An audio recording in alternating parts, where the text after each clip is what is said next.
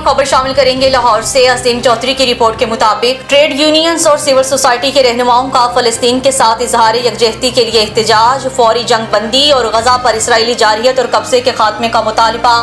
پاکستان کسان رابطہ committee, labour education foundation اور trade union action committee Punjab کی جانب سے فلسطینی عوام کی حمایت کے اظہار کے طور پر لاہور میں لیبر ڈپارٹمنٹ کے باہر احتجاجی مظاہرہ کیا۔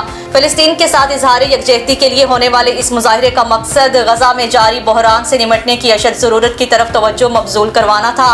پاکستان کسان رابطہ کمیٹی کے جنرل سیکریٹری فاروق طارق نے اپنے بیان میں کہا ہے کہ انصاف اور انسانی حقوق کی جدوجہد کی اہمیت پر زور دیا۔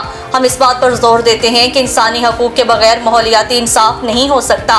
ہم عالمی رہنماؤں پر زور دیتے ہیں کہ وہ قبضے کے خاتمے کا مطالبہ کریں، جو ماحولیاتی انصاف کی جدوجہد کا ایک لازمی حصہ ہے، فلسطینیوں سمیت تمام لوگوں کے لیے باوقار زندگی کا تصور پیش کرتا ہے۔